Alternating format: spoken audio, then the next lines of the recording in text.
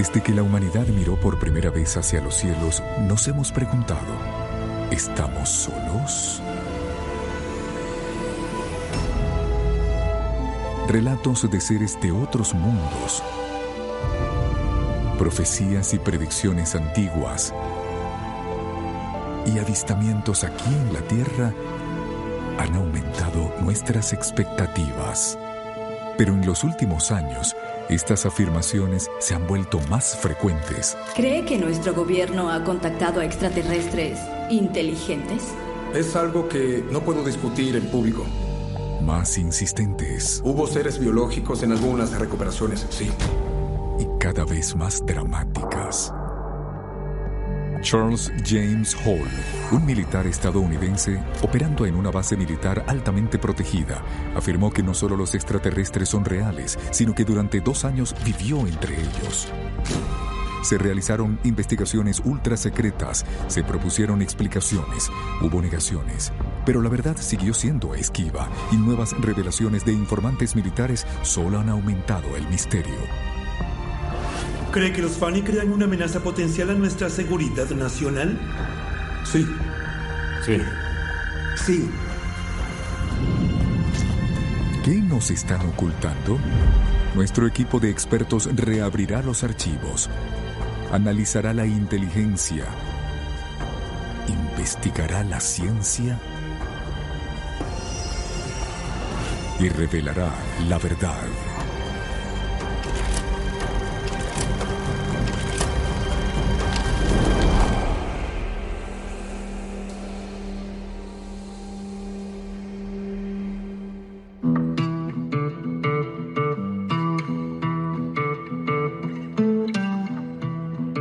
Base de la Fuerza Aérea de Nellis, Nevada, Estados Unidos, 1965.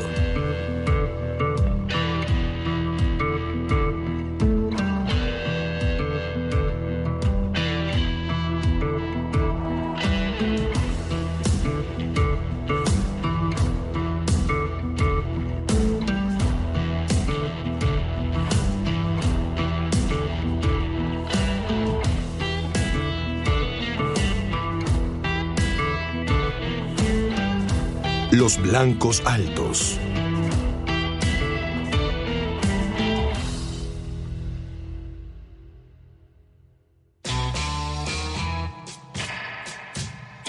En 1964, Charles James Hall se alistó en la Fuerza Aérea de los Estados Unidos. Después del entrenamiento básico en San Antonio, Texas, Hall se entrenó como observador meteorológico en Chanute, Illinois. En la primavera de 1965 fue enviado a la base Nellis de la Fuerza Aérea en las afueras de Las Vegas, Nevada. Fue un despliegue que cambiaría su vida para siempre. Nellis era un centro táctico de combate y la habilidad matemática de Hall lo convirtió en un buen candidato para las estaciones meteorológicas vitales de la base. No era una asignación glamorosa, pero con Estados Unidos en guerra en Vietnam era un puesto seguro y doméstico, o al menos eso parecía. La angustiosa experiencia de Hall en Nellis comenzó poco después de su llegada a la base, cuando lo llevaron a su puesto de observación. El observador meteorológico al que iba a reemplazar me dio un recorrido, pero él no sabía nada, tenía miedo. Al acercarse a la cabaña meteorológica en el campo 4, el escolta de Hall se niega a salir del camión. En lugar de eso, le da una sombría advertencia. Dijo: si ves algo, iré a buscar ayuda.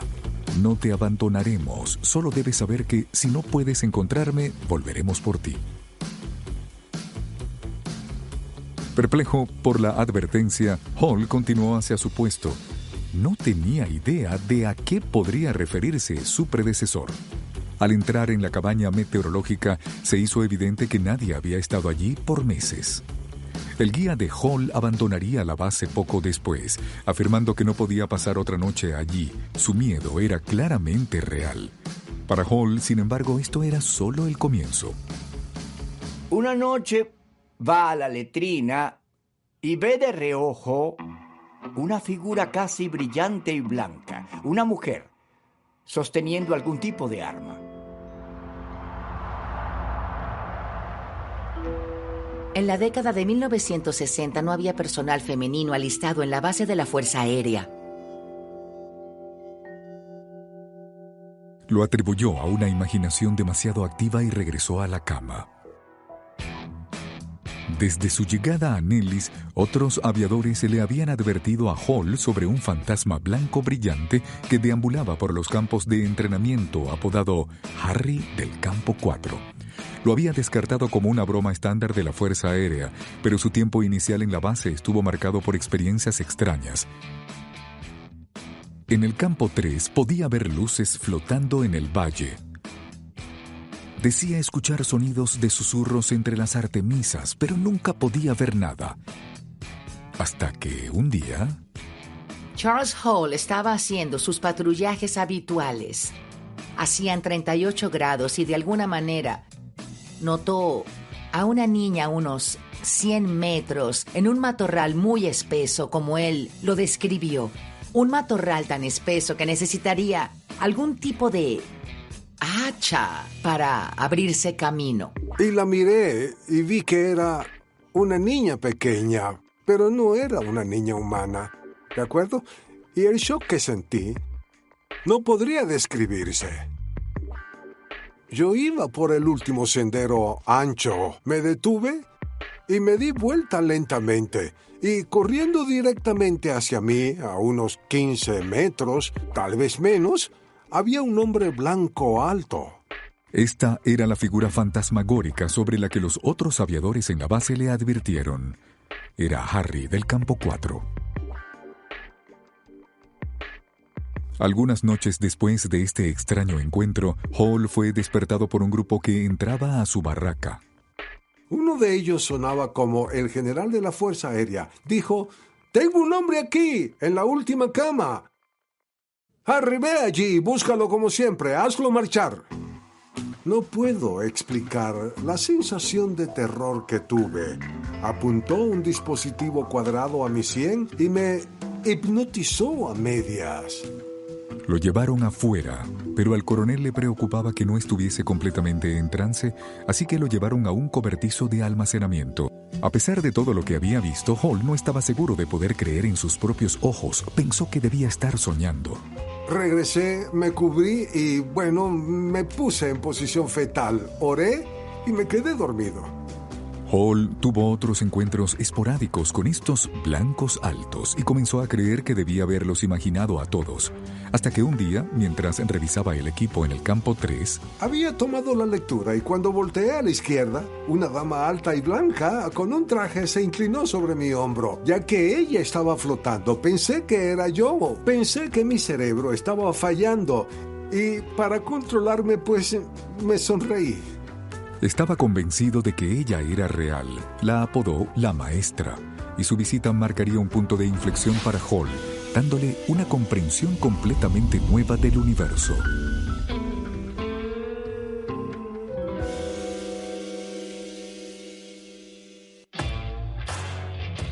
Después del primer encuentro de Charles Hall con una alienígena alta a quien llamó la maestra, en la primavera de 1965, los blancos altos comenzaron a comunicarse con él con más frecuencia. Hall comenzó a aprender sobre sus vidas, su tecnología y su cultura. La maestra tenía una edad equivalente a una mujer humana de 21 a 22 años. A través de sus encuentros con la maestra, Hall descubrió que los blancos altos podían vivir hasta 800 años, medían alrededor de 2 metros y sus ojos cambiaban de azul a rosa al envejecer. Hall afirmó que los blancos altos eran físicamente frágiles y que su lenguaje era un sonido agudo de flauta similar al del calandria. Hall dijo que se sentían nerviosos cerca de los humanos. Hablar con los alienígenas siempre los alarma. Incluso si son tus amigos, nunca debes sorprenderlos y menos aún asustarlos. Charles descubrió que cada uno llevaba un arma personal única. Con forma de lápiz, enfocaba frecuencias para crear microondas que interactuaban con los iones del cuerpo. El dispositivo podía hipnotizar, aturdir o incluso matar a los humanos. Dividido entre sentir que los blancos altos eran absolutamente reales y la posibilidad de estar perdiendo la razón, Hall no le contó a nadie acerca de estas apariciones. Continuó haciendo su trabajo como observador meteorológico, visitando los campos y tomando mediciones del viento. Y durante más de 2 años obtuvo respuestas a las preguntas que todos tenemos sobre seres alienígenas que visitan la Tierra. ¿De dónde vienen? ¿Cómo llegaron aquí? ¿Y por qué están aquí? Cuando llegó la nave espacial de los blancos altos, dijeron que esa nave podría haber recorrido 100 años luz. 100 años luz son, de hecho, casi 1 trillón de kilómetros. Esos son 1.000 billones de kilómetros. Incluso viajando tan rápido como podemos con la tecnología actual, ese viaje tomaría casi 4 millones de años. Así que preguntémonos, sin un gran salto tecnológico, ¿es siquiera posible tal viaje? Sus naves viajan más rápido que la luz y reducen las fuerzas de inercia, lo que hace posible el viaje espacial. Charles Hall afirma que la tecnología de los alienígenas desafiaba la física tal como la conocemos, haciendo posible el viaje más rápido que la luz en solo unos pocos meses. La velocidad de la luz es de 300.000 kilómetros por segundo. La teoría de la relatividad especial de Einstein dice que nada puede viajar a la velocidad de la luz excepto los fotones, porque para acelerar las cosas hasta la velocidad de la luz necesitarías una cantidad infinita de energía. A medida que un objeto se acerca a la velocidad de la luz, su masa aumenta exponencialmente, lo que significa que la fuerza de gravedad también aumentaría. Hasta la fecha, no hay una teoría que sugiera que el viaje más rápido que la luz sea posible. Sin embargo, Hall afirmó que era posible para los blancos altos. Incluso cree haber calculado de dónde venían, aunque los blancos altos se negaron a decírselo. Su planeta de origen está mucho más lejos. Mi mejor conjetura es que provienen de una estrella a 105 años luz de distancia. Digamos, aproximadamente en la 21ª línea de latitud sur. Es una estrella del hemisferio sur. Y afirma haber aprendido cómo realizar un precario aterrizaje después de un viaje tan increíble. Las naves de los blancos altos llegan en la noche de la luna llena. La luna, la Tierra y el Sol están alineados. Tienes una región en el espacio donde el campo gravitatorio es suave, sin baches. Así que cuando estás llegando, puedes sincronizarte con el movimiento del Sol y la Tierra y dejar que la gravedad de la Tierra te atraiga. Cuando la Luna está guiando a la Tierra en su órbita, ningún piloto de nave espacial quiere quedar atrapado entre la Tierra y la Luna, cuando ésta está guiando a la Tierra en su órbita. Según Hall, los blancos altos utilizan la gravedad de nuestro planeta como una onda. Una onda gravitacional es una técnica utilizada en vuelos espaciales para cambiar la trayectoria o velocidad de un objeto, y se hace utilizando la fuerza gravitatoria de un cuerpo celeste como una luna o un planeta. Y afirma que tuvieron que usar esta técnica porque los sistemas de propulsión de fibra óptica en sus naves tendían a sobrecalentarse durante los viajes a velocidades superiores a la de la luz y necesitaban reparaciones. Los blancos altos afirman que han estado visitando la Tierra durante miles de años, y este grupo dijo que habían sido alcanzados por una lluvia de meteoritos. Era obvio que una de las cosas que necesitarían era titanio de alta calidad para hacer reparaciones en el interior de la nave. Todos ellos necesitan tener un hangar. Según Hall, a cambio de alojamiento en Indian Springs y acceso a materiales de reparación, los blancos altos compartirían conocimientos tecnológicos. Me pareció que el acuerdo del gobierno de Estados Unidos era que nos ayudarían en todo lo que pudieran y que nosotros los ayudaríamos a ellos. Pero no estaban dispuestos a compartir todo. Por ejemplo, había partes de su tecnología que los blancos altos no querían compartir con nosotros, como su tecnología de motores. Al parecer, se negaron a proporcionar información sobre la tecnología de impulsión antigravedad, los viajes a la velocidad de la luz o las armas avanzadas. Hall afirma que los blancos altos proporcionaron al gobierno las ubicaciones de múltiples exoplanetas similares a la Tierra. Ofrecieron dar los planetas a los generales estadounidenses y a cambio querían que los estadounidenses construyesen en cada planeta solo una base para los blancos altos.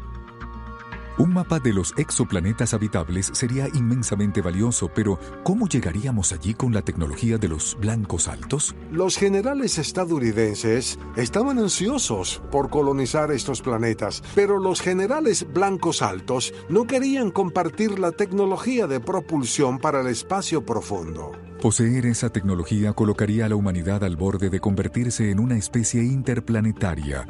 Pero si los blancos altos compartirían o no finalmente su tecnología, Hall nunca lo sabría.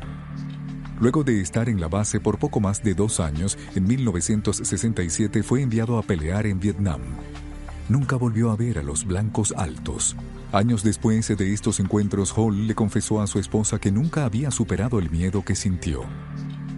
Había estado tomando notas en secreto sobre sus experiencias durante más de 20 años, y su esposa insistió en que publicaron relatos ficticios de lo que él afirma que le sucedió. Hall ahora viaja por el mundo, dando charlas pagadas a entusiastas de los ovnis sobre sus experiencias. Muchos han descartado las historias de Charles Hall como relatos increíbles. Sin embargo, 2 años antes de sus encuentros con los blancos altos en Nellis, un evento inexplicable podría proporcionar evidencia corroborante. En la noche del 18 de abril de 1962, los residentes de Oneida, Nueva York, vieron un objeto en llamas cruzar velozmente el cielo nocturno hacia el oeste. Estaba a gran altitud y no emitía ruido. Fue detectado por radar. Los operadores observaron cómo se desplazaba de un estado a otro, cruzando el medio oeste en minutos. Al acercarse a Utah, hubo informes de que el Comando Aéreo Estratégico había lanzado jets interceptores F-94 desde la base Luke de la Fuerza Aérea en Arizona. Esta cosa volaba sobre ciudades en Utah y era lo bastante brillante como para convertir la noche en día. Entonces, al pasar sobre Eureka, descendió. Fuese lo que fuese, interrumpió la electricidad en toda la zona. Pero pocos minutos después, volvió a volar y se dirigió hacia Reno, Nevada, donde giró hacia el sur y desapareció del radar. Las llamadas de residentes aterrados inundaron la oficina del comisario del condado de Clark, todos reportando lo mismo. Una bola en llamas volando casi horizontalmente sobre sus cabezas antes de caer en una gran explosión cerca de Mesquite, a solo 120 kilómetros de la base aérea Nellis. Esto fue visto por miles de personas, civiles y profesionales, conductores en la autopista, personas en sus patios, pilotos en vuelo. Un piloto informó haber visto la bola iluminar un área de aproximadamente 50 kilómetros cuadrados como si fuese de día. Esto no fue una ilusión ni un evento meteorológico. Algo físico había cruzado el cielo en varios estados, registrado por múltiples personas. La única pregunta era, ¿qué? Se asumió que era un accidente de avión. Así que la oficina del comisario organizó de inmediato un equipo de búsqueda, pero no encontraron nada, ningún indicio de un choque físico. En la mañana continuaron inspeccionando desde el aire, pero tampoco hallaron evidencia alguna. No se reportaron aviones desaparecidos, no hubo ejercicios militares, fue un misterio. La búsqueda fue cancelada, pero la investigación apenas comenzaba.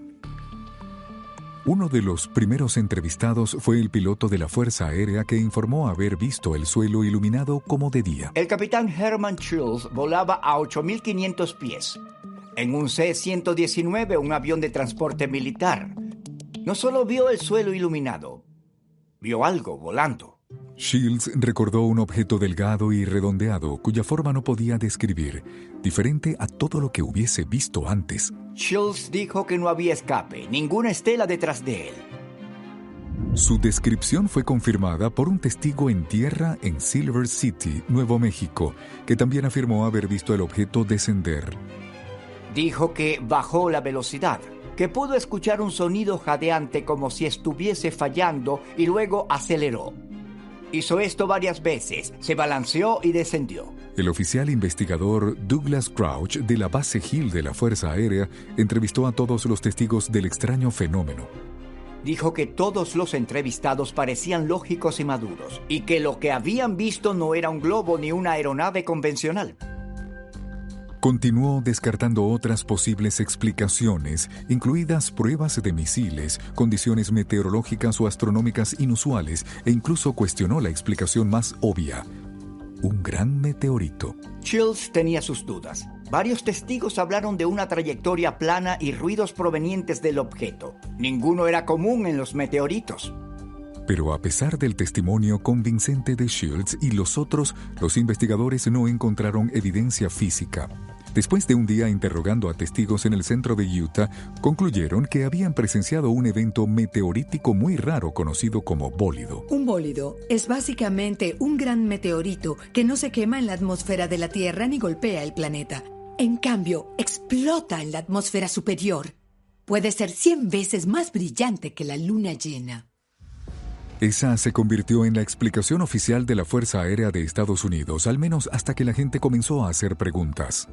Lo que presenciaron fue una desviación importante de una trayectoria, un cambio de dirección, aterrizaje y luego otro despegue para continuar. Eso claramente no concuerda con la descripción de un meteorito o un bólido, ya que fue presenciado, según creo, a través de 8 o 9 estados en 2 países. ¿Podría haber sido una nave extraterrestre? Ciertamente pudo serlo. Y también pudo haber sido un piloto de prueba volando uno de nuestros propios aviones secretos. Los meteoritos ingresan a la atmósfera de la Tierra a unos 160.000 kilómetros por hora o 64 kilómetros por segundo, pero rara vez cambian de dirección tan drásticamente como este objeto. El objeto fue rastreado por el radar sobre Montana, Idaho, Wyoming, Utah, Nuevo México, Arizona y California.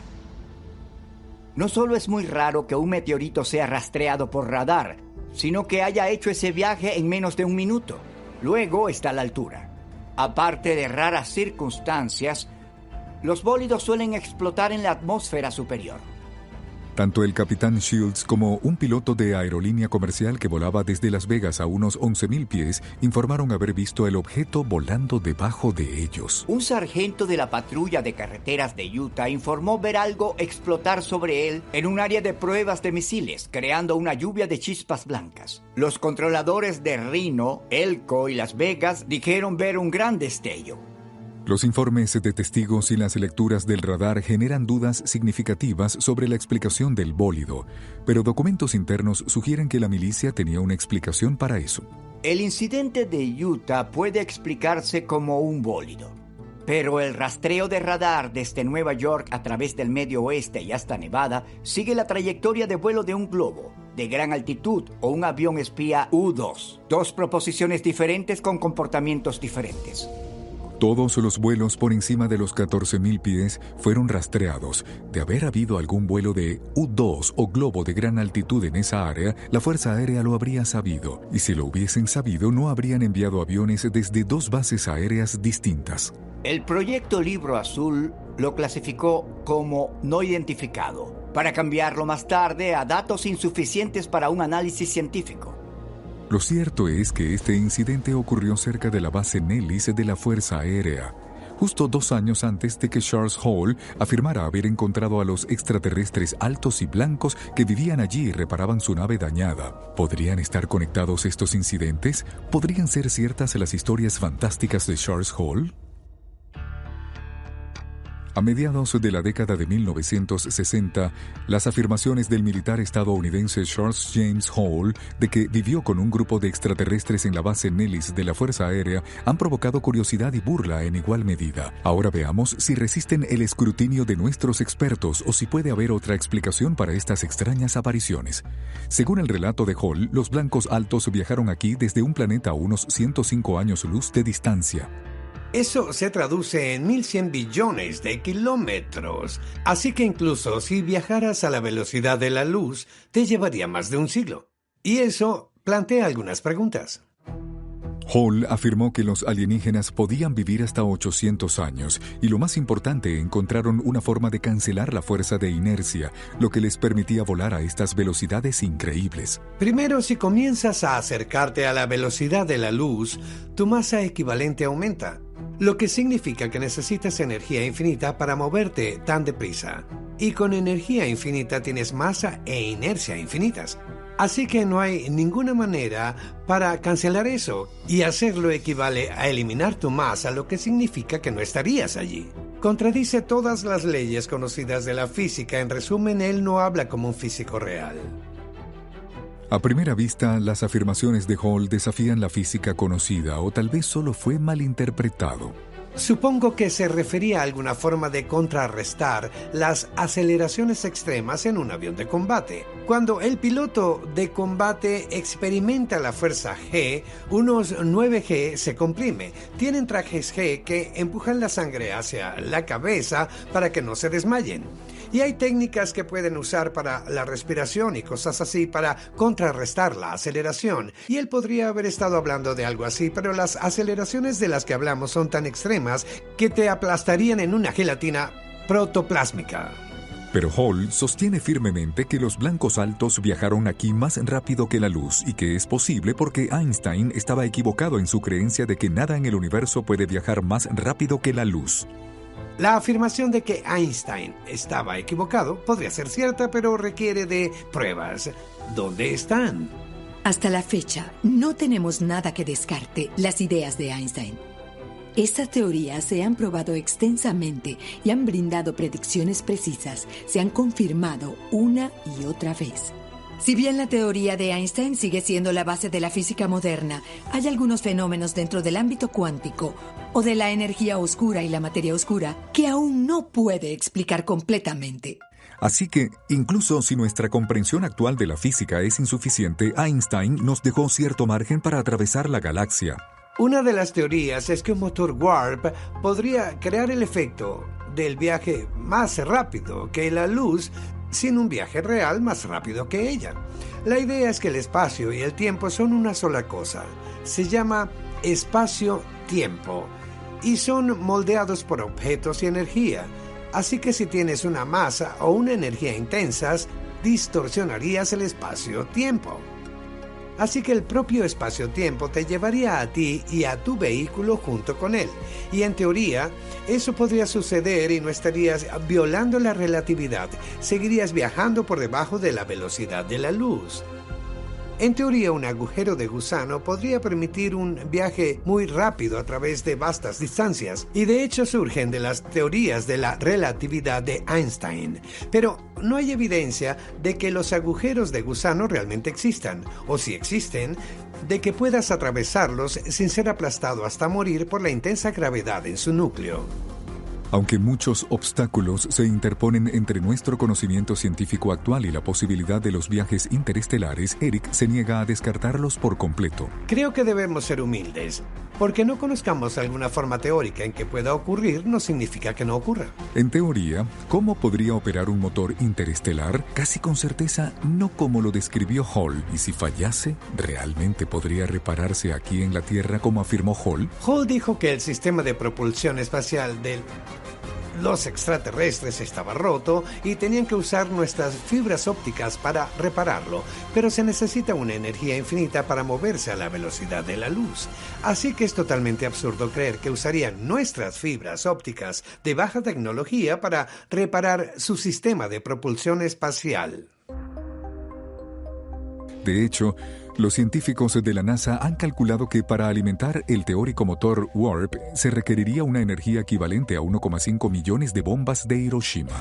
Otro elemento que socava las afirmaciones de Hall sobre la velocidad de la luz es la dependencia de los extraterrestres de las ondas gravitacionales. Hall afirma que puede ir más rápido que la luz, y Hall también afirma que tuvieron que usar ondas gravitacionales para lograr grandes aceleraciones.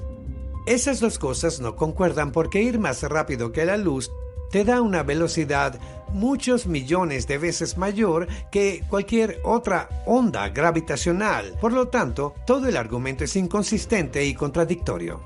Al examinar las otras afirmaciones de Hall, dijo que los pilotos extraterrestres tenían que evitar quedar atrapados entre la Tierra y la Luna por temor a salirse de curso. Parecía estar diciendo que la fase de la Luna, es decir, donde estaba su órbita alrededor de la Tierra, hacía una diferencia. Podría hacer una ligera diferencia si te acercas a la Tierra desde el lado donde estaba la Luna o del lado opuesto. Pero esas fuerzas de marea son tan insignificantes que no puedo imaginar que afectarían la trayectoria de la nave espacial hecha por extraterrestres que viajan más rápido que la luz. ¿Y realmente podría el planeta natal de los blancos altos orbitar una estrella gemela? Hay muchos sistemas binarios por ahí y hemos encontrado exoplanetas orbitándolos. El primero de estos fue Kepler 16b. Es un gigante gaseoso del tamaño de Saturno que experimenta amaneceres y atardeceres dobles. Esto demuestra que los exoplanetas pueden existir en sistemas muy complejos, diferentes de los que encontramos en nuestro propio sistema solar. ¿Y qué hay de sus afirmaciones de que su planeta permanece fijo en su órbita y que está parcialmente cubierto de hielo? A diferencia de los otros planetas en el sistema solar, Urano de hecho gira de costado. Esto significa que mientras orbita el Sol, el polo lejano a la estrella experimenta un largo invierno oscuro. Esto nos muestra que puede haber planetas que podrían ser muy diferentes de nuestra Tierra. Hall afirma haber hallado la ubicación del planeta natal de los extraterrestres en la 21ª línea de latitud en el cielo del hemisferio sur. Hall no utiliza los términos que usarían los astrónomos y eso realmente pone en duda su credibilidad. Por ejemplo, habla de líneas de latitud para posicionar objetos celestiales, pero esos no son los términos que usan los astrónomos. Cuando hablan de coordenadas, hablan de la declinación y la ascensión para describir dónde está algo en el espacio. De donde sea que provengan, la tecnología de los blancos altos no se limitaba a sus naves. Charles Hall describió sus traductores universales y su arma de microondas multipropósito. Eric Hasseltine ha pasado varios años investigando los efectos de la radiación de microondas en el cerebro. El primer problema con su historia sobre el arma de microondas es que tiene aproximadamente el tamaño de un lápiz. Bien, las microondas son aproximadamente así de largas. Y cuando tienes energía así de larga saliendo de algo delgado así, se dispersará uniformemente. Es lo que llamamos difracción. Así que si alguien estuviese sosteniendo un dispositivo, los irradiaría tanto como a cualquier otra persona. Así que eso simplemente no parece ser un arma de microondas creíble.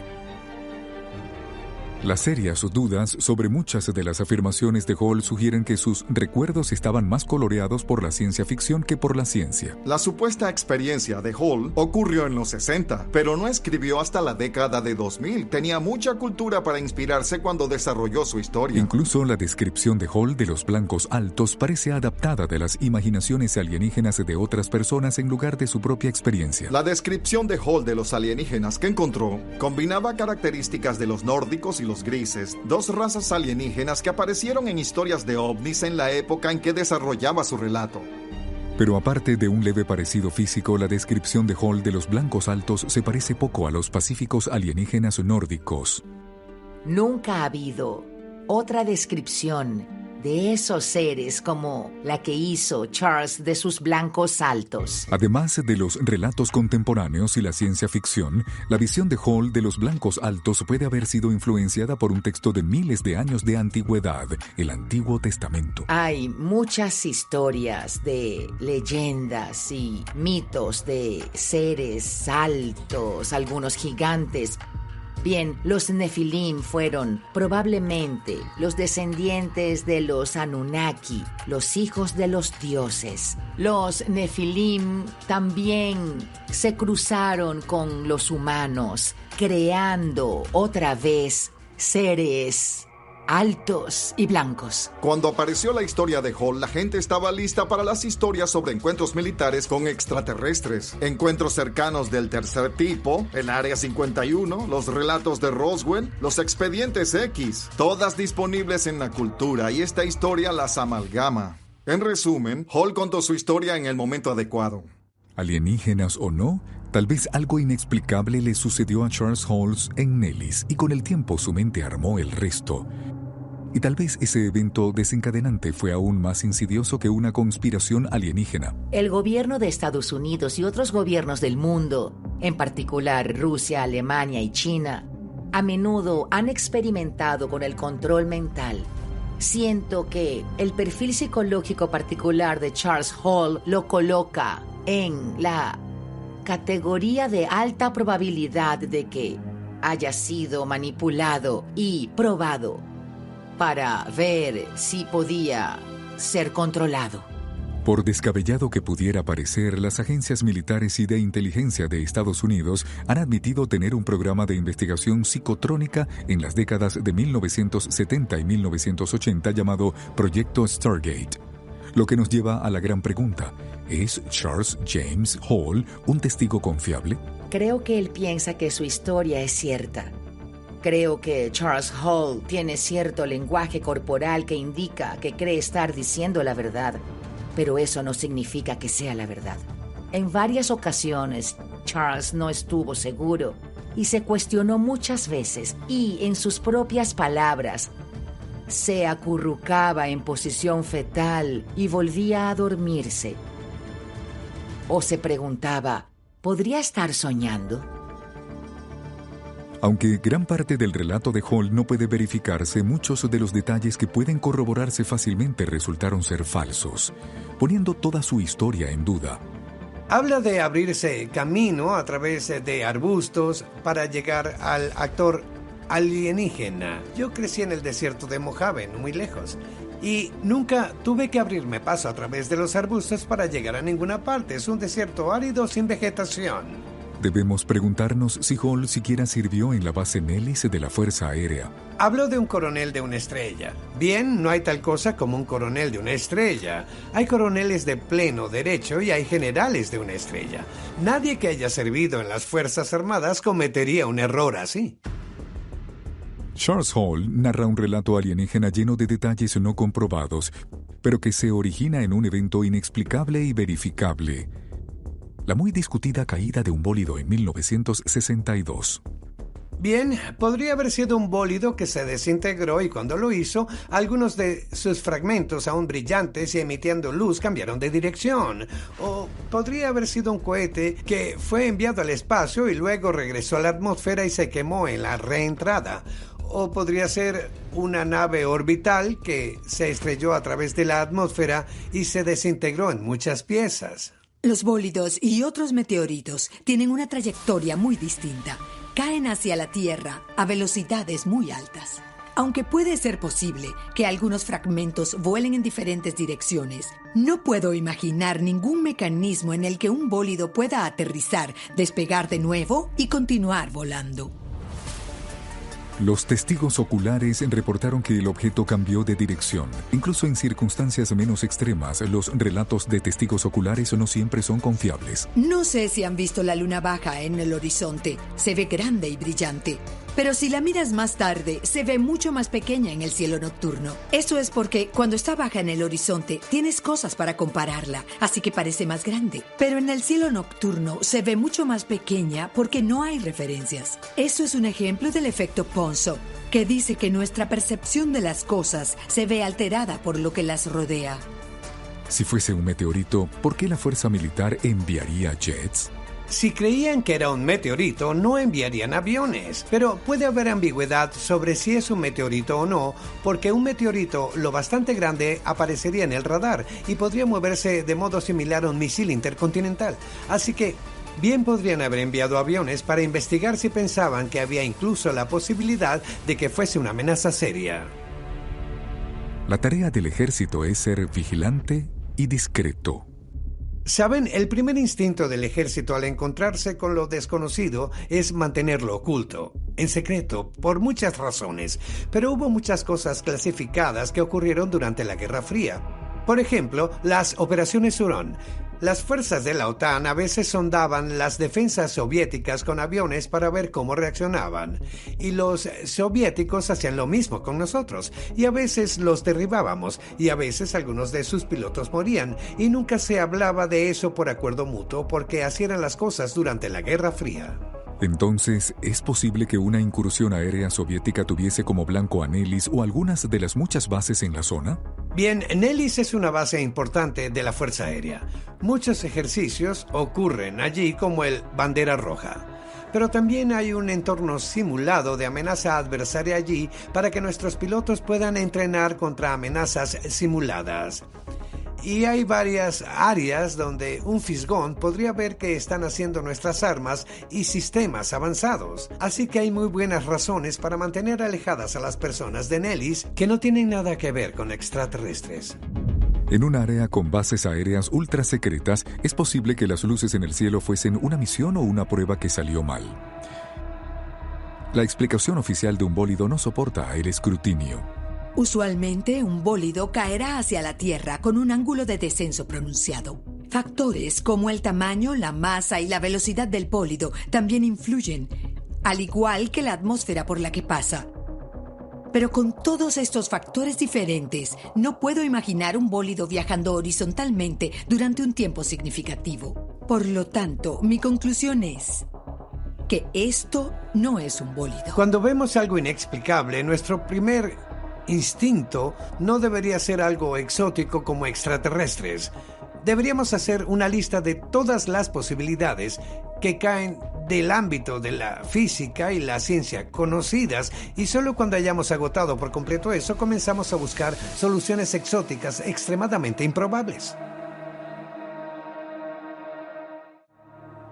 Como siempre, la ciencia exige pruebas irrefutables para las afirmaciones fantásticas, pero depender del testimonio de individuos siempre será problemático. Podrían estar equivocados o comprometidos. En este caso, la evidencia irrefutable de las afirmaciones de Charles Hall sobre los blancos altos en Nellis solo puede provenir de la milicia de Estados Unidos. Pero el gobierno, la milicia y las agencias de inteligencia de Estados Unidos apenas están comenzando a abrir sus archivos al escrutinio. Y a medida que lo hacen, recientemente ha salido a la luz nueva evidencia de la existencia de fenómenos aéreos no identificados, UAP por sus siglas en inglés. En 2017, la Marina de Estados Unidos confirmó la autenticidad de 2 películas filmadas por sus pilotos que parecen mostrar fenómenos muy similares al que Herman Shields afirma haber visto sobre Las Vegas antes de que se estrellase cerca de Nellis. Quizás sí tengamos evidencia de vehículos alienígenas después de todo. Con toda la evidencia evaluada y analizada, ¿qué opinan nuestros expertos de las extraordinarias afirmaciones de Charles Hall sobre lo que le sucedió a mediados de la década de 1960 en la base Nellis de la Fuerza Aérea? Creo que tal vez en algún momento vio algo que podría haber sido anómalo. Existe la posibilidad de que haya presenciado una nave de prueba volando, que vio a uno de nuestros pilotos saliendo con algún traje de prueba nuevo. Puede que haya pensado que vio algo y dejó que se convirtiese en la historia que conocemos hoy. Como siempre, con los archivos alienígenas, la frontera entre la verdad y la ficción está en constante cambio. Bien, de hecho, creo que su lenguaje corporal en ciertas partes de su historia indica que él mismo la cree, pero en algún momento se volvió complaciente y publicó un segundo y tercer libro, así que en ese momento sabía lo que estaba haciendo. Es un tema recurrente en nuestros archivos alienígenas, un encuentro con lo desconocido y la necesidad de ser creído, socavado por la ausencia de pruebas convincentes y actores con motivos dudosos. Lo fascinante para mí de la historia de Hall es lo que nos dice sobre la naturaleza humana. Cuando nos enfrentamos a algo que no podemos explicar, realmente nos incomoda porque no podemos predecirlo y no podemos controlarlo. Así que tenemos que idear alguna explicación que al menos tenga sentido. Y recurrimos a extraterrestres y alienígenas. Y realmente dice mucho más sobre nuestras ansiedades e inseguridades que sobre la realidad de extraterrestres. ¿Verdad o mentira? ¿Hecho o ficción? Charles Hall parecía convencido de lo que vio, pero no tiene pruebas. Muchas de las afirmaciones de interacciones con alienígenas se basan en poca evidencia. ¿Es posible? Sí, cualquier cosa es posible. Pero tiene que haber más para corroborar que esos encuentros tuvieron lugar. También creo que una civilización con la capacidad de llegar aquí tendría contingencias sin necesitar la ayuda humana. Por otro lado, creo que algunas observaciones de fenómenos no identificados son reales y dignas de investigación. Solo ahora estamos obteniendo la documentación oficial y los detalles que necesitamos para examinar afirmaciones como las de Hall con el rigor y la profundidad que merecen. Puede que los blancos altos hayan sido un producto de una imaginación hiperactiva o manipulada, pero incluso si lo fueron, el peso de la evidencia sobre la existencia de UAPs y ovnis aumenta día a día. Los funcionarios electos están empezando a hacer preguntas. El secreto gubernamental está siendo cuestionado. Los informantes están saliendo a la luz. Los documentos clasificados se filtran. La verdad está ahí afuera. ¿Pero estamos listos para ella?